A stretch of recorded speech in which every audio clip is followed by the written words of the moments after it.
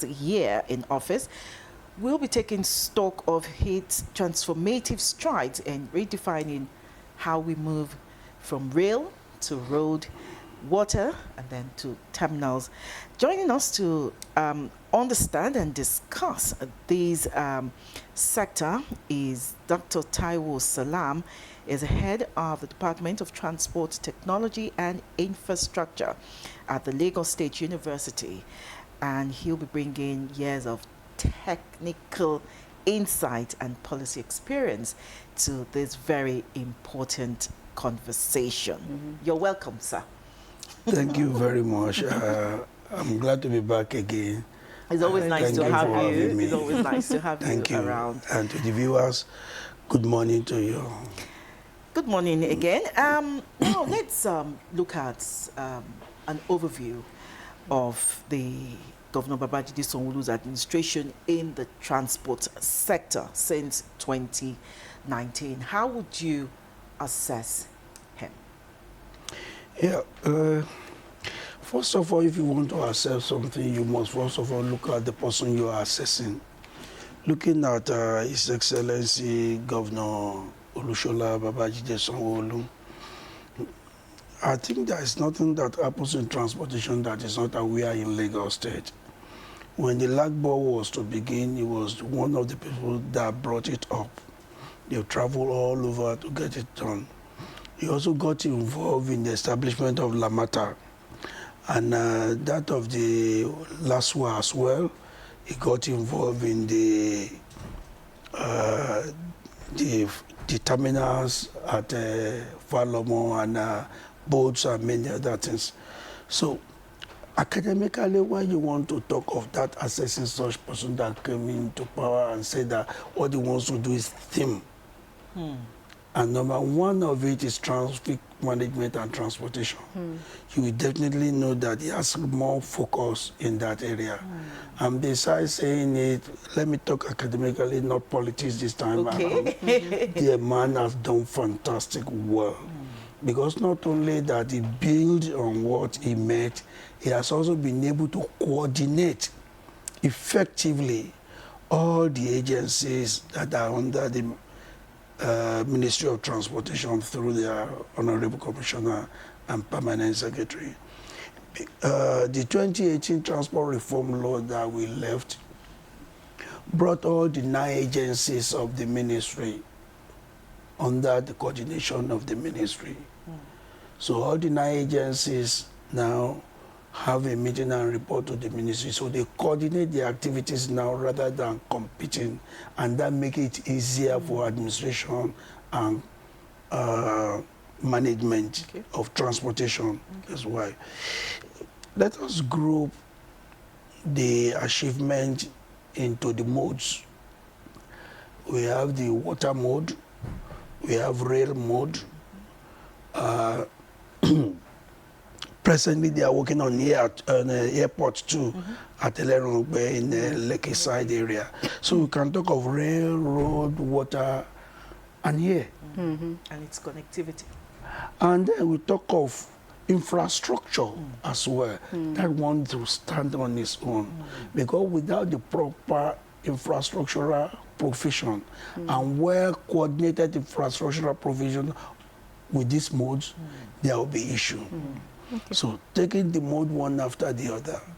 Okay, so let's begin by taking the transportation milestones one after the other. Let's start with the blue and red line project. I personally have been on both.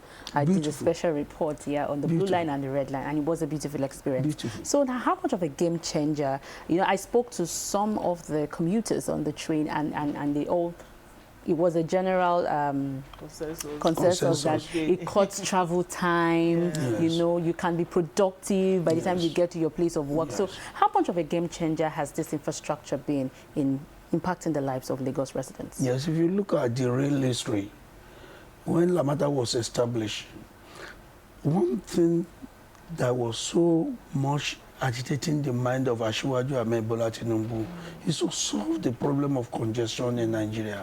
Hence, these corridors were established. And we have the blue corridor, we have the red corridor, we have purple corridor, we have green corridor, we have yellow corridor, we have them like that. Okay, now let us pick those ones that are first of effectively operational now. Right now.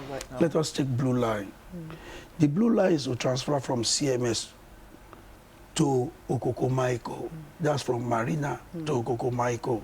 So the first part of it, which has been done, and that is from Marina to Maitu with 5 stations. You have Marina, you have National Theatre, Igomu, Alaba, and then you have Maitu. And if you enter the rail, within 20 minutes you are already in Maitu. But if you enter bus from Marina, coming to Maitu, you and I, your guess is as good as mine. What you're going to entangle on the way. First of all, the wear and tear on the road, because the more buses you put on the road, the more you reduce the lifespan of the road. What about the environmental pollution? What about the problems that the congestion and other things that the passengers will go through? But here you sit down inside the coaches with the air condition, everything, Internet, you relax, and then there is no noise, there is no, even mostly they don't drop you at your bus stop. They don't operate passenger buses. They don't operate public passenger buses as public passenger buses anymore. Yeah. So they just drop you anywhere, pick you up anywhere. They operate like taxis now. So they make use of the bus stops. That is not about the rail. The rail operates like that. And there's the continuity now from Maitu now. They've started construction up to Okokomaiko. When we come to the infrastructure, we will discuss that one. So that one is already done. And since the beginning, you know what baffled me? There has not been no single accident recorded. That is one. Another thing is that they've carried more than 2 million passengers. So 2 million passengers divided it by 48 passenger per bus. There hasn't been a breakdown. There hasn't been any breakdown. Yes. There hasn't been any breakdown. Seamless. In fact, they also acquire another 3 new rolling stock. In other words, when they are now doing 10 minutes interval, before the end of this month now, they will be doing 5 minutes interval. I mean, before the end of next month, because we are in May, they will be doing 5 minutes interval. In other words, you will not wait more than 5 minutes before you board a train. And very soon, when the managing director of Nigerian Railway, that fine, ever energetic woman, came to Lasso to come and deliver a lecture for us. That is Engineer Abimbola Akinjo. She said that very soon they will be doing it within 2 minutes. So that has been the improvement on public passenger transport. We're talking of the road. And when you look at the red line too, the red line, they are having 2 phases. Phase 1 is from Oyingbo to Alagbado. Yeah. So you have Oyingbo, you have Yaba, you have Mushi, you have Oshodi, you have Ikeja, you have Agege, you have Iju, before you now get to Alagbado. All these you will commute less than 30 minutes, 35 minutes you are in Alagbado. So let you and I take a bus from Oyingbo, say that we are going to Alagbado. So you now understand how many hours we will spend on the bus to Alagbado. So these are because if you look at it, public transportation is still going to be the best way of commuting. No doubt about it. Because if you have a very good, effective, and well-coordinated public transport, you and I will not come by our car. I believe 3 of us came with a car today. Of course. So you and I will not come with our car. So he has, all these were achieved during his tenure. Okay, because of time, we have to move, Yes, quickly on this. the green lines are so coming up. Different modes of transportation in Yes. Lagos. We all know that Lagos State is blessed with water. Lagos is naturally coastal. I'd want to know, has Lagos State effectively, tapped into the waterway section enough? That is another revolution that has just coming up. before they used to buy boats, from the advent of LASWA since 2008, Lagos State Waterways Authority, again during Asiwaju Bola Ahmed Tinubu, was okay, let us move passengers off road. Let's move them to those that are in a riverine area. Let's make best use of boat for them. Then they gone are the days when we have Baba Kekere and the Tafaji. Gone are the days of those ones. So, and also gone are the days when we have Otedola, that is Odo Ragushi and others. Gone are the days of them. But again, if you now look at this, you can see that they monitor, they coordinate their activities effectively. Hence, the problem that the Lag Ferry had that time is no more. And now they are having Omieko. They build, the Caverton came in and built about 6 or 7 boats for the Lag Ferry, which are now operating. Of recent, we have to take about 200 and 300 level students to experience the waterways. Some were crying when they got there because they've never experienced it before. And when we got to the blue line too, while we are on the top of the water, there was a lady that held on to one of the lecturers and was crying. So, until we all understand that the best means of transportation and the safest is by the 2 natural ways, that is water and air. You just have to follow the rules. You just have to follow the rules. So we have a very well LASWA authority now that are in operation, except what at this area, I want the governor again to be able to meet with the federal. Though they've got the Supreme Court judgment that it is NIWA, National Inland Waterways Authority, that has the right to take charge of the inland waterways.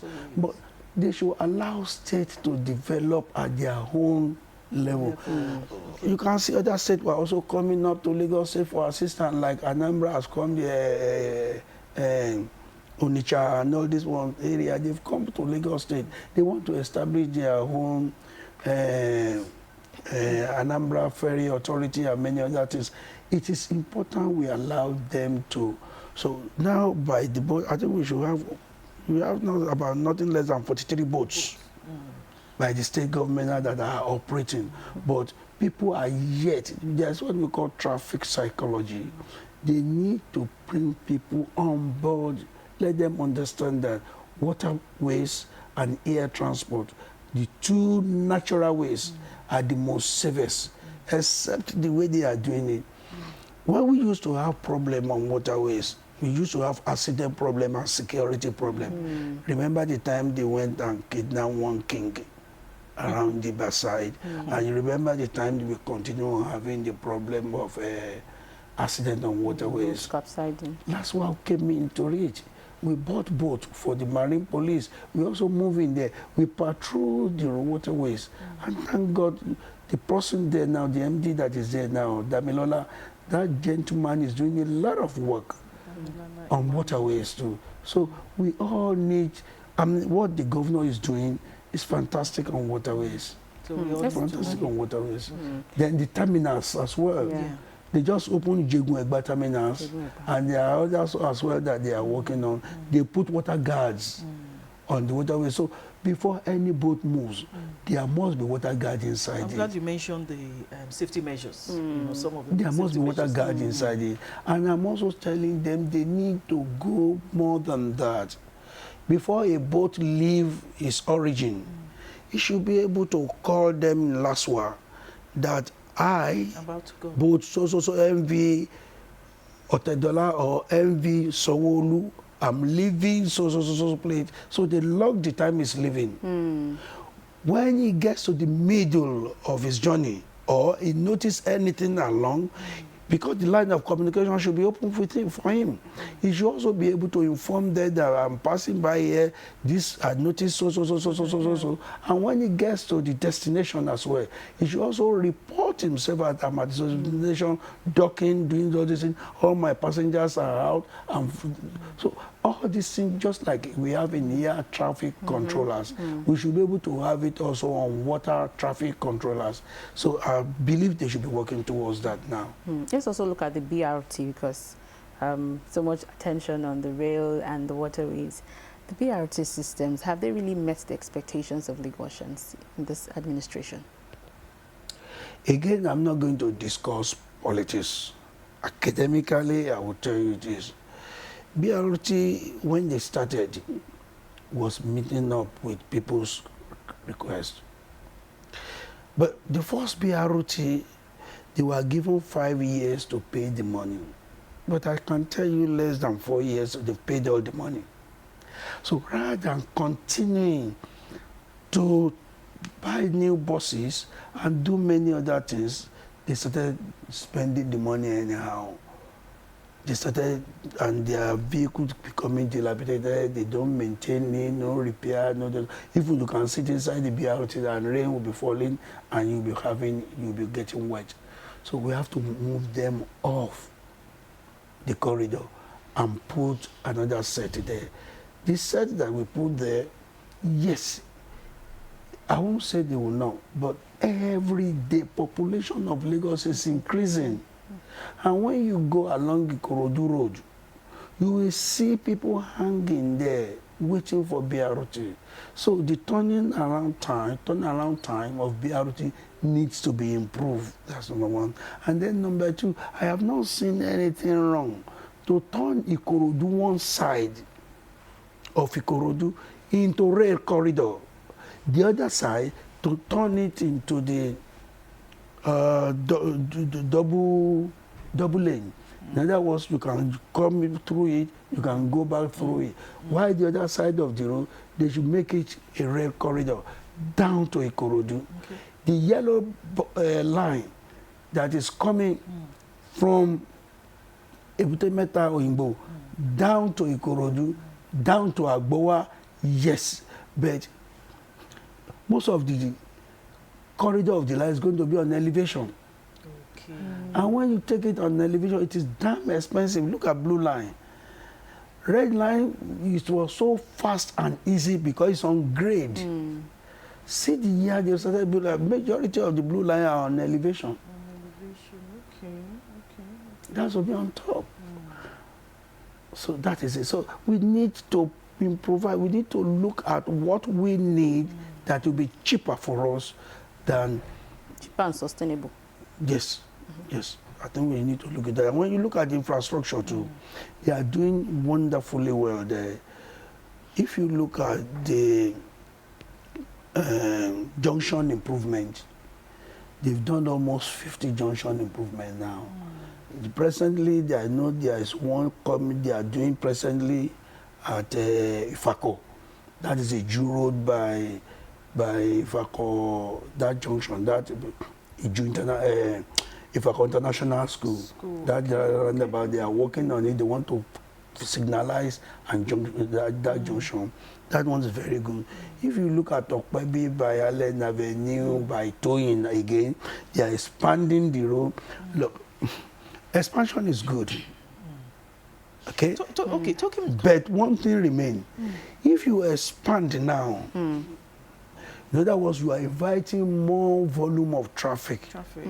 You want to expand again, more volume of traffic. You want to expand again, more volume of traffic. But if we now look at other means, other modes, there's nothing wrong in looking for cable car to operate in that area, so that people, you can go on elevation, but not on grade again, because you have already exhausted the capacity on grade. So that the cable car can move people, especially on the commercial area like Okpebi to Allen Avenue, Toyin, they can do all that. Okay, because of time, again, we really need to rush. I want to talk about the ban of Okada in Lagos. And because, you know, transportation and traffic management is the first pillar. So we've been talking about transportation. Let's now look into traffic management. How effective has LASMA, you know, been since the Okada has been banned in Lagos? And has it truly brought a reduction, you know, in accidents, motor accidents, or land or road accidents in Lagos? Sanity to the roads. Or has it brought sanity to the roads in Lagos? The traffic law of 2012 banned Okada. The traffic law of 2015 banned Okada. Sorry, 2012 restricted Okada. 2015 restricted Okada. The one we did in 2018 totally banned Okada. Ban, okay. Okay? But the issue of Okada is becoming political. Why do you say that? It's becoming political because towards the time of election, majority of them are being used. Again, when they are doing what is the poverty alleviation or empowerment, when they are doing empowerment, they give them Okada. Can you also imagine that even in the military, they issue Okada to sergeant and others because they believe that that will be faster to take them to work and return them home. There's nothing bad in all that. But when it now becomes the use of, they are now making use of it commercially to carry passengers, people that doesn't know how to ride, usually very reckless, and they refuse to use helmets, and you see them on the BRT corridor, you see them on the expressway, even in uniform, they continue doing all this. So it's becoming a thorn in the flesh for government. But the question remains that, should we lead them? I would say the answer is capital N-O. Because they kill people, innocent people. How much is the life of one person? In as much as we cannot quantify a life of one person, we should not need to say we will leave them. Hence, I think they should remain banned in Lagos, especially when government is now having other modes of transportation. But another, people will ask you or say, okay, if you say you want to ban them, what are the alternatives? The question, how you will also answer them is that, what is the alternative to your life? Is there an alternative? Is there an It is true. Because another people will just say, okay, if you say you want to ban them, okay, you want to ban them, okay, what is the alternative to your life? The government created non-motorized transport. They cannot make use of it. Even on the walkway, you see people selling, blocking the road. So the non-motorized transport, despite with all this policy, became a problem for the government. So Okada is a thorn in the flesh of government. But government must close its eyes and make sure that they reduce the accident. Well, can there truly be a total ban? Because this morning, while driving to work, I saw this task force. They had seized some Okadas in their pickup vehicles. And I'm beginning to wonder that, where did they get these ones from again? I thought they had banned Okada. Where are these ones operating? So can there truly be a total ban of Okada in Lagos? They have crusher. They have a baler crusher at Ilupeju. Now when they get them, they crush them. But I must confess that I don't know how they come about bringing more. Don't forget that in the north, we are having security issue. So they move with the Okada to Lagos. And majorly, you see these people bringing Okada inside the trailer. I think I should open up now. If you go to Sanwo-Olu area, there is a man there that his business is on Okada. And when I counted 3,000 Okada inside this compound, because I also pretended as if I want to come and rent Okada, I counted 3,000. I stopped counting because at that time It they was were now, more. haven't you seen the one you want to take? So I have to tactically come out. So there are somebody there that is there that is responsible, that is a business is Okada. So if government can go there and take all those Okada, but again, you say I parked my Okada inside my compound. I didn't bring them out on the road. But these are the Okada that they are taking down on the road. So the government can only take them on the road. So there's nothing anybody can do about it. So what? Okay, Joy. No, go ahead. As an academic now, he moved from being one of us. I used to be. You used to be. You moved, and now and the way I talk now you're now an shouldn't be- academic. No, So and that way I I want to find shouldn't. out that what role does academic research now play in shaping transport policies in Lagos? What we do, can you come in again, please? I said, what role does academic research play in shaping transport policies in Lagos? Hey, transport As policy. the head of department Transport, of transport transport and policy. infrastructure. I take transport policy. Okay. When you talk of transport policy is what you want to do, when you want to do it, and how you're going to get it done. You want rail. This is the period we want to get done.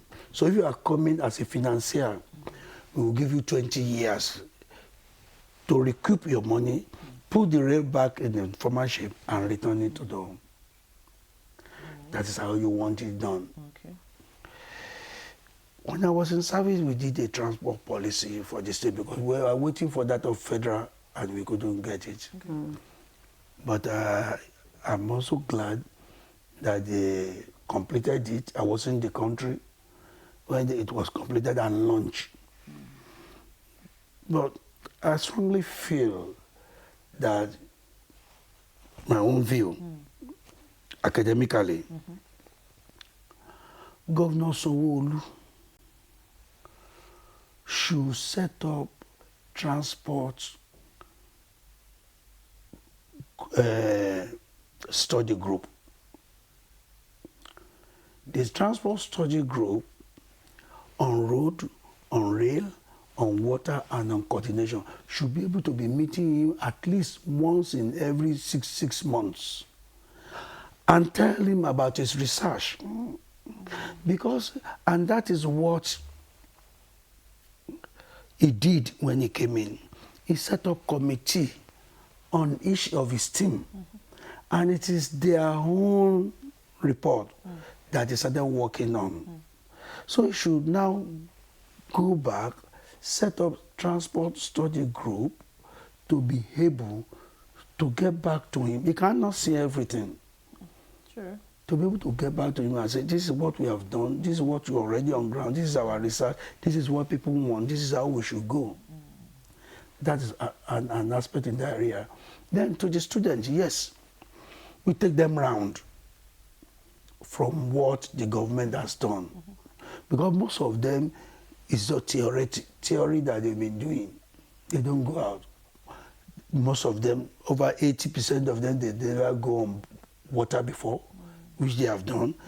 They are only seeing, hearing, and watching on television the blue line. They've not been there. You've not had first-hand experience. And with the use of the cowrie card, they were able to board the boat, board the rail, and board the bus back to the campus. And that is all we can do. All right. Thank you so much, Dr. Taiwo Salam. Time is not on our side, but we must end this conversation. We've been talking about the 6th anniversary of Sanwo-Olu's administration, focused on transportation. Thank you so much for sharing, enlightening. Okay. What is the producer saying? Okay, our producer said, What is that's it? it. Now, what is the state government doing about Agberu situation? Agberu. Oh. Government. What is the state government doing about the Agberu situation? Thank you. The last administration, the plan was to eliminate Agbero. And how were we going about it? Was to establish Oshodi Car Park, Oshodi Terminal Interchange, OTI, Okay. the Terminal 1, 2, 3, Ikeja, Oyingbo, Yaba, Tawa Square, and to spread all this around the state. Now, you can bring your bus in and pay through your card or pay through your phone. So there won't be any cash exchange. You position your bus into the terminal, and then you will load at individual area which will be designated, because you will be licensed, and all the vehicles then were to be tagged, driver, conductors, badges, and everything. So you are known through your vehicle, and then your picture will be there. So in case of anything, the driver doesn't know, the passenger may not know your name, but he can identify you through your picture and your name that you will put beside your buses. They have to know you. And the new system now is that probably the way the last administration was going through it then was so high. It has now been given to Lamata. Lamata is now talking to them. All these bad downfalls on the road will be eliminated, so they will be brought in. When I was in service, the Ritian and then URTW, they came for buses. I said, no, you cannot have buses. The day you fight, you'll be looking for one another's bus to bond. Go and come together, go and form cooperative so that you can have a bus. And that is working out. So they were given Abule Egba corridor, and they were operating. Except there's an accident and maybe soldier or passers-by or passengers or public burn the buses. They themselves never go to that extent of burning their buses. So it is a marriage of necessity that we did for them. And I strongly believe that this government is up to that too. They are working towards it. Right, we have a listening government. It's a listening marriage of necessity. Yeah. All right, thank you so much again, Dr. Taiwo Salam, HOD Transport Technology and Infrastructure, LASSO. Thank you so much for your time on the conversation. Thank you very much. All right, the conversation continues after this. Stay with us.